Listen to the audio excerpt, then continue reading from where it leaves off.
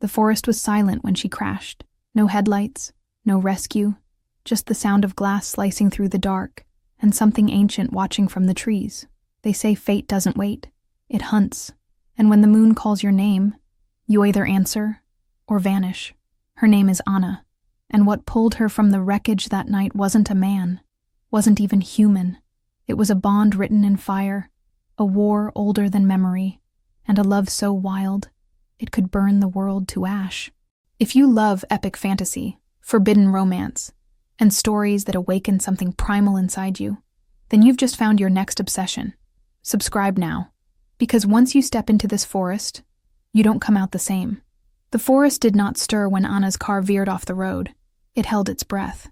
No headlights, no echo of engines, no rescuers on their way. Only the shudder of twisted steel and the hiss of smoke curling into the cold air. Glass sliced the dark like ice shattering on stone. Distantly, she heard something ancient move between the trees, not with malice, but with the certainty of a predator finally answering fate's call. Her body lay broken, her mind fogged with blood and panic. And still, the forest waited, not for her to die, but for her to return. When she woke, the world smelled of fire, fur, and earth. The room around her wasn't a hospital. It was carved from wood and stone, with pelts strewn over the bed and clawed shadows dancing in the flickering light of a fire. Her chest ached. Her ribs were bandaged tight. But it wasn't the pain that startled her. It was the air. It was alive, heavy with musk and memory, like the breath before a storm. She sat up too fast, and agony bloomed in her side. Then came the footsteps, measured, grounded, deliberate. They didn't approach like a stranger. They approached like something coming home. He entered like thunder, tall and impossible, the firelight catching in his gold eyes. He didn't speak at first. He didn't have to. His gaze pinned her, searching, as if trying to piece back together something sacred that had been lost. When his voice finally came, it was deep and worn, like wind through ancient branches. "The forest almost took you," he said, "but I got there first." She stared at him, confusion mounting. "Who are you?" He answered without blinking. "Rhys, alpha of this land. And you weren't supposed to remember me." She tried to deny it, to tell herself this was a hallucination brought on by trauma or fever, but something about his presence unsettled her in the deepest way, not with fear, but recognition.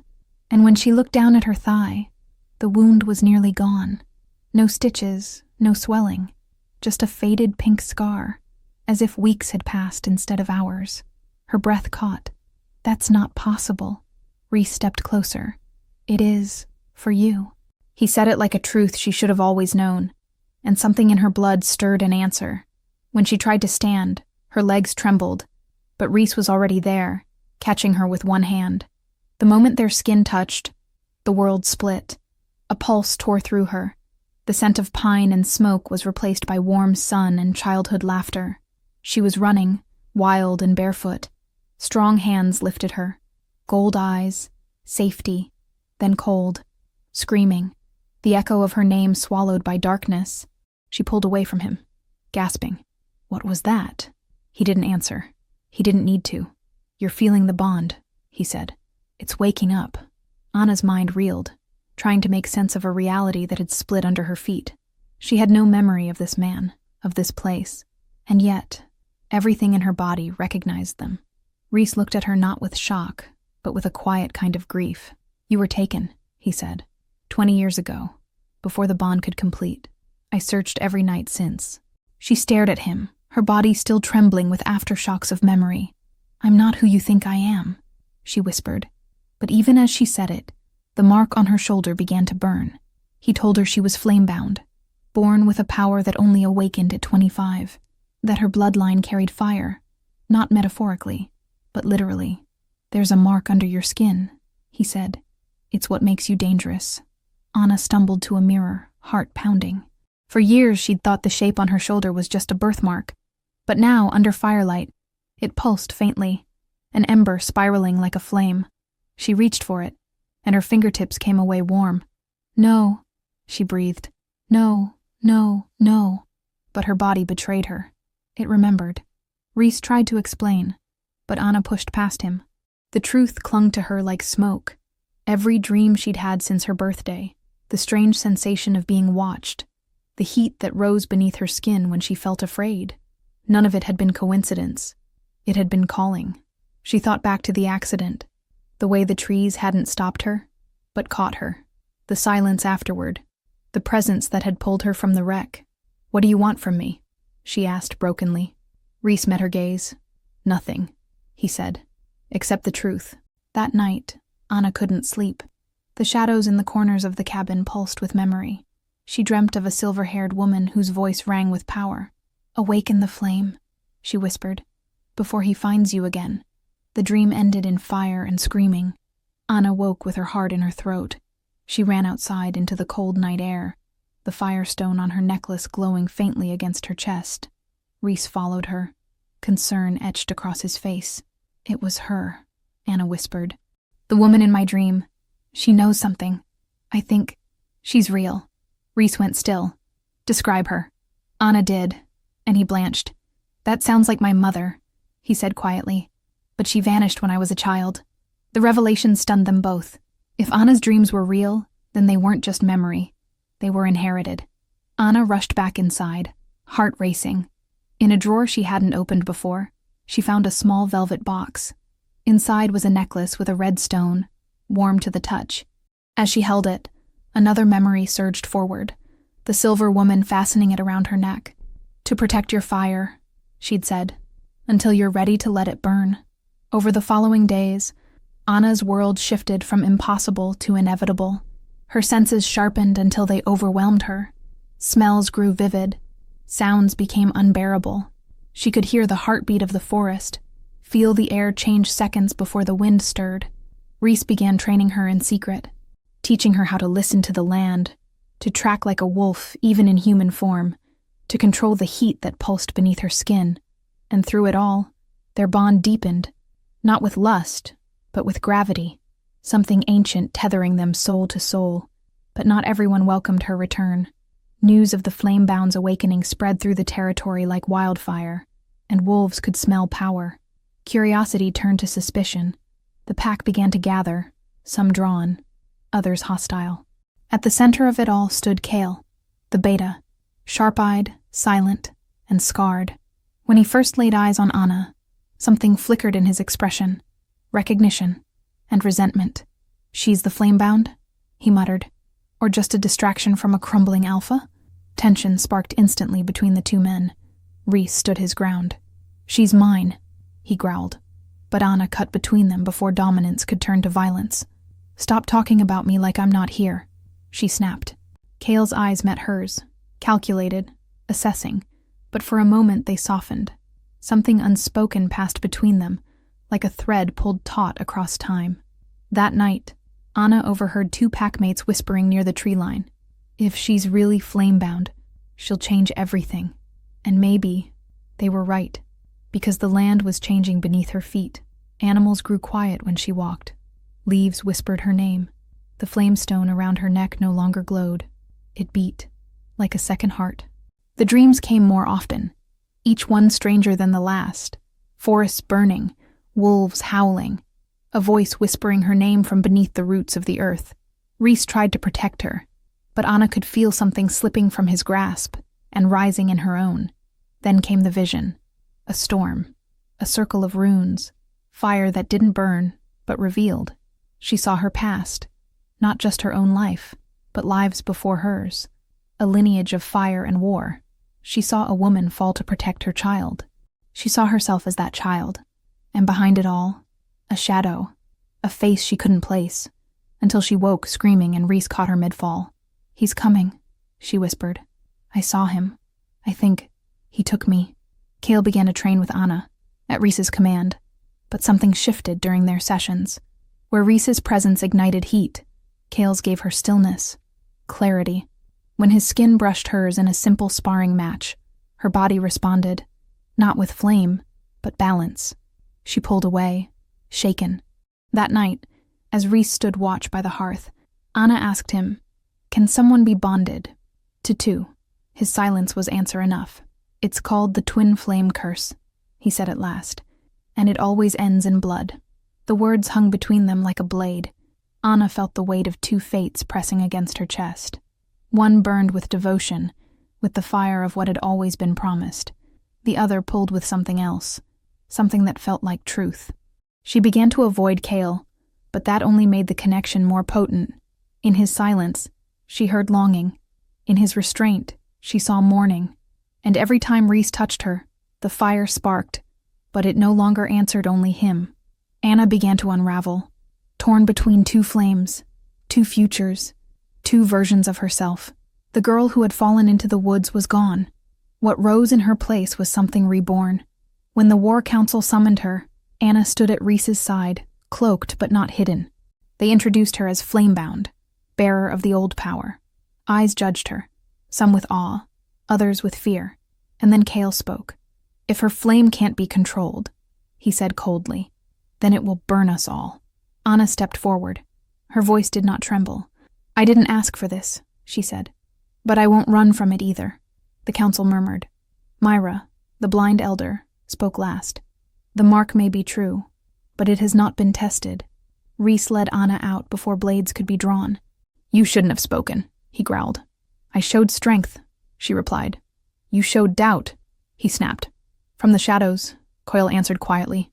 "No, she showed truth." Later, Coyle found her near the ridge where the mist curled low. "I've seen you in dreams," he said. "Before Rhys found you, when you were gone, your heartbeat haunted the silence." Anna tried to push him away, but when his hand brushed her necklace, the flamestone pulsed not with fire, but with gravity, with acceptance. "If Rhys is your flame," he said, "I am the shadow that cools it." And Anna, for the first time, didn't know whether to run or fall. That night, the enemy struck. A rogue wolf tore through the cabin like a blade through cloth. Anna barely rolled aside in time. She screamed as teeth missed her neck by inches, but her fire surged before she could channel it. Then Rhys crashed in, a whirlwind of rage and claws. He slammed the attacker through the wall. The wolf fled, but not before Anna saw something in its eyes. Not madness, not rage, command. Cale arrived seconds later, snarling. "You left her unprotected?" he demanded. Rhys bared his teeth. "She's not helpless. She shouldn't have to fight alone." The silence that followed cut deep. They all knew. Someone had let the rogue in. And that meant the threat wasn't just outside. It was among them. Anna and Rhys tracked the scent. It led to a hidden chamber beneath the council's stone roots, where symbols forbidden for centuries had been carved. There, half buried in ash, they found a claw and a ring. Rhys picked it up and froze. "This belonged to my father," he whispered. "He's been dead for 10 years. Anna stared at the runes. What if he isn't? The journey to find answers led them beyond the edge of the known world. Rhys guided Anna through the thickest parts of the forest, where the air grew colder, and time itself seemed to warp. The veiled hollow was not a place for mortals. It breathed, whispered, and shifted with each step. Trees moved when no wind blew. Shadows walked beside them, even when they cast none. And through it all, Anna's firestone pulsed, leading the way like a compass made of memory. At twilight, the witch appeared, not walking, not materializing, but simply being, as if she had always been there. Her face was ageless, her eyes silver and still. "Child of fire," she greeted, as if they'd met before. Anna stepped forward, heart pounding. "What am I?" The witch tilted her head, as if weighing the truth. "You are not a mistake," she said. "You are the answer to an old question." She spoke of the flamebound lineage, born once every few centuries, not by accident, but by design. Anna was not fate's toy. She was its weapon. Anna listened as the witch painted a history hidden from the world, of fireborn hunted, of ancient wolves betrayed, of bloodlines silenced by fear. "Your mother burned with the same light," the witch said, "and she died protecting it." The fire inside Anna stirred, no longer uncertain but angry. "Who took me?" she asked. "A man wearing your memory," the witch replied. "He still hunts, and he wears the skin of someone you once loved." The words struck like a blade. Anna thought of Rhys, of Cale, of the dream shadow with her father's voice. Before they left, the witch pressed something into Anna's hand. A blade wrapped in old cloth, forged in stolen fire, she said. Once used to enslave your kind, now returned to break that chain. Anna held it with reverence and fear. The flame inside her responded, not in warning, but in recognition. The weapon had once belonged to her enemy. Now, it might become her truth. Burn wisely, the witch said, and vanished. On their return, Anna could feel the land recoil around her. The hollow had changed her, deepened her. Rhys noticed, too. You walk differently now, he said, like you carry something heavier than fate. Anna didn't answer. She felt it in her bones. The hollow hadn't just given her knowledge. It had awakened something dormant, something that could not go back to sleep. And in the quiet that followed, Rhys confessed the truth about his father. He started a war, he said. He murdered allies, burned entire packs. He said it was to protect me, but I watched him slaughter families in my name. His voice broke. I've spent my whole life trying not to become him. Anna stepped closer. Then help me end what he began. Back at the cabin, Anna found herself drawn to solitude. The mirror became her confessional. Her skin had changed, glowed faintly with heat beneath the surface. Her birthmark was now unmistakably a sigil, pulsing in rhythm with the firestone. When she pressed her hand to it, memories flared. Not just hers, but inherited ones. She saw a lineage of women wielding fire like breath. Some died screaming, some laughing, all burned brightly, and none bowed to fate. Rhys tried to distract her with training, but Anna had grown past swordplay and simple strategy. Her senses had evolved. She could feel emotion in the air, detect truth in someone's voice, taste tension like metal on her tongue. You're becoming something else, Rhys said. Not just flamebound, something more. Anna nodded. And I don't think I'm meant to survive it. Cale, too, had changed. He no longer challenged Rhys openly, but Anna could sense his restraint. Each word measured, each glance too long. When they sparred, his movements flowed with hers. No resistance, no dominance, only rhythm. One evening, after a match, Anna touched his hand. Just for a moment. But in that second, something inside her calmed. Her fire didn't rise. It softened. Not passion. Not desire. Balance. That night the dreams returned. The silver-haired woman stood at the center of a circle of flame, holding two blades, one dripping with blood, the other untouched. You cannot hold both, she said. One will burn you. The other will blind you. Anna reached for both and woke gasping. The firestone pulsed at her throat like a warning bell. She was running out of time to choose. In the days that followed, Anna's presence became too large to hide. The council summoned her again, this time beneath the roots of the mountain where runes older than the wolves themselves whispered in the stone. Rhys declared her his mate, the flamebound, the bearer of the lost bloodline. Silence followed, until Cale asked the one question that splintered the ground beneath them. And if she belongs to no one but the fire itself? The council erupted in debate. Some demanded she be tested. Others warned of prophecy. Anna listened, but said nothing, until she stepped forward. I will not be claimed, she said. Not by an alpha, not by a curse, not by prophecy. I am not your weapon. I am your reckoning. And the fire behind her flared like sunrise. The forest held its breath in the aftermath. Anna's declaration sent ripples through the pack. Some feared her. Others worshipped her. None understood her. Kyle followed her more often now. Not to guard, not to provoke, but to witness. You don't walk like someone searching for answers anymore, he said. You walk like someone who's already found them, and is afraid of what they mean. Anna said nothing. She feared exactly that, but peace did not return. One night, as she sat by the hearth, her mark seared. The firestone flared. She staggered outside, guided by instinct alone. At the edge of the woods, a presence awaited her. It wore no face, but it reeked of memory. You don't belong here, Anna whispered. The thing laughed, a low male voice wrapped in ice. You still carry his eyes, it said, but not his weakness. Then it vanished, and Anna knew. Her enemy had crossed the veil. She ran to Rhys, told him everything. The fire, the voice, the warning. Rhys tensed. It's starting, he muttered. The real war. Together they returned to the old chamber, beneath the council halls. There, hidden behind runes of secrecy, they found it again. the blade forged from stolen fire.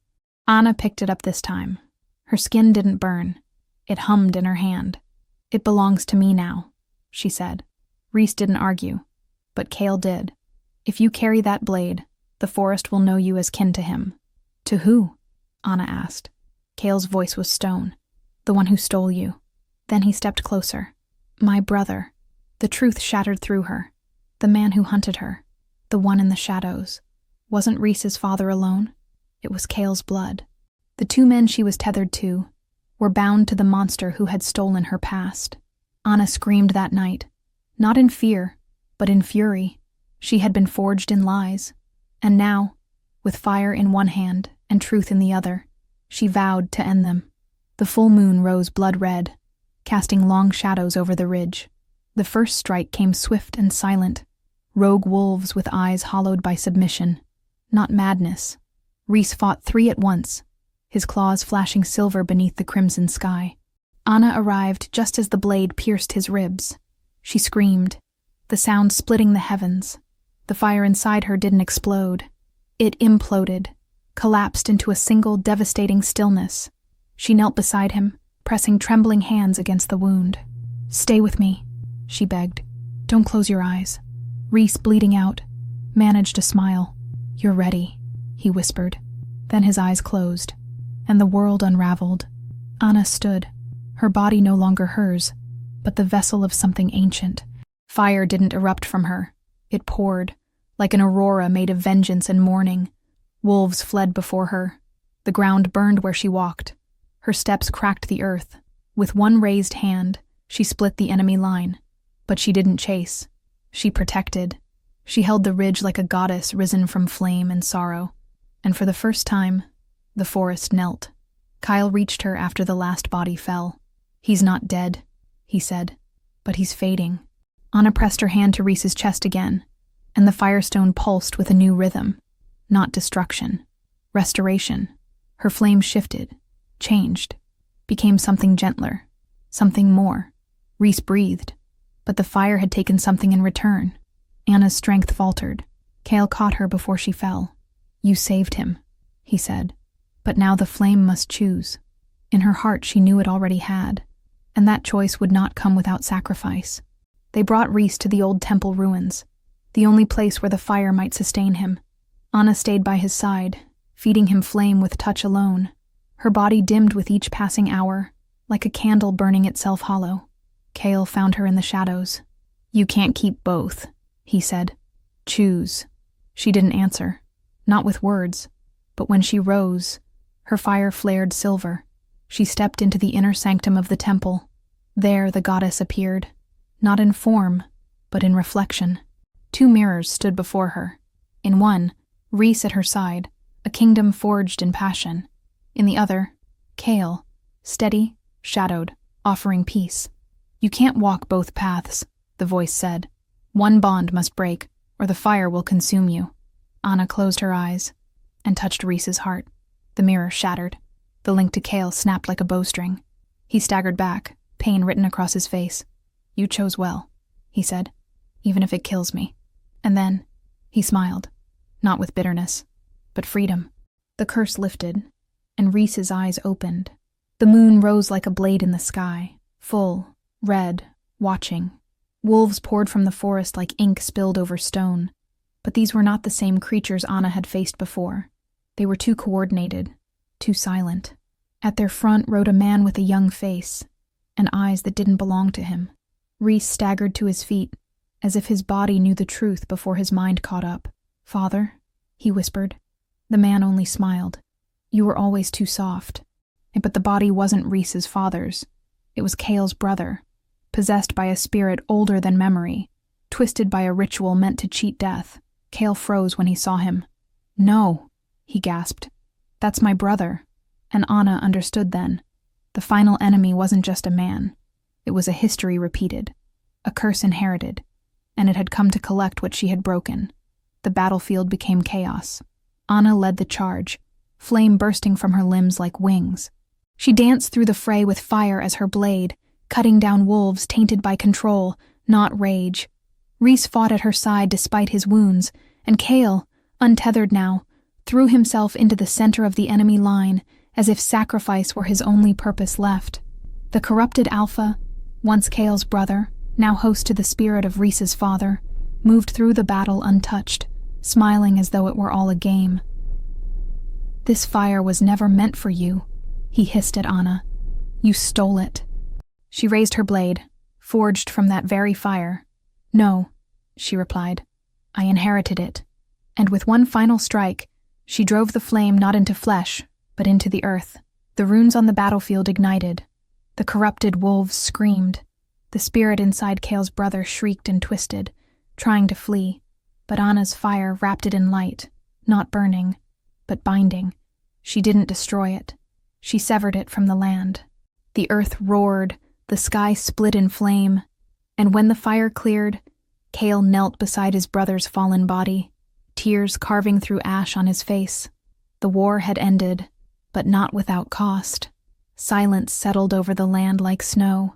The bodies of fallen wolves were buried beneath trees, the roots curling gently around them, as if the forest itself had chosen to mourn. Rhys walked with a limp, the wound in his side refusing to fully heal. But he was alive. Anna sat with him each morning, watching the sunrise turn ash to gold. They didn't speak often now, not because there was nothing to say, but because words felt too small for what they had lived through. The surviving wolves gathered on the ridge, not as a pack, but as people searching for something to believe in again. When Anna stepped forward, they did not kneel because she commanded it. They knelt because they chose her, not as a queen, not as a warrior, but as their flamebound, the guardian of what came next. "This pack will no longer be led by force," she declared, "but by bond." Kale stood at the edge of the circle, a figure of shadow and grief. His pain had become part of the soil now. But Anna didn't forget him. After the ceremony, she found him watching the horizon. "Thank you," she said, "for staying." He didn't look at her. "You chose well." A pause. "Even if I was meant to burn." She reached out and gently touched his shoulder. "You didn't burn, Kyle. You carried the flame until I was ready." And then, for the first time, he smiled without sadness. Later, Rhys took Anna's hand and led her back to the place where she had first fallen from the road. Weeks or years ago, it didn't matter anymore. The forest here was green again, quiet, but not with silence, with peace. "You brought the fire full circle," Rhys whispered. Anna knelt and pressed her palm to the soil, and the ground sighed beneath her. As the wind stirred the trees, Anna felt something flutter deep inside her. Not magic, not power. Life. She touched her belly. A different kind of flame now burned there, one not born from legacy or war, but from love. Seasons passed. The land began to breathe again. Wolves returned to their wild rhythms. The pack, once fractured by secrets and blood, slowly found new roots in a world shaped by fire and choice. Anna became more than their flamebound. She became their history and their hope. Her days were filled with rebuilding, with teaching, with guiding, but the flame within her still stirred with purpose. The child grew inside her like a quiet promise. Rhys walked beside her every step, gentler now than he had ever been. The fire between them had cooled, but only into something deeper, steadier. One night, Anna stood beneath the moonlight, hand resting on the faint silver glow beneath her skin. "Will they be flamebound too?" she asked. Rhys kissed her shoulder. "They'll be whatever they choose." Kyle, ever the wanderer, had chosen exile, but sometimes Anna saw his silhouette at the edge of the trees, not watching, not waiting, just being, part of the forest now, as much as any stone or root. He had become the balance he once gave to her, and though the bond was broken, something of it remained, not longing, not regret, just peace. When the child was born, the flamestone dimmed for the first time, not because it was gone, but because it had passed forward. The baby opened its eyes, and Anna saw two colors reflected, silver and gold, the past and future mirrored in one soul.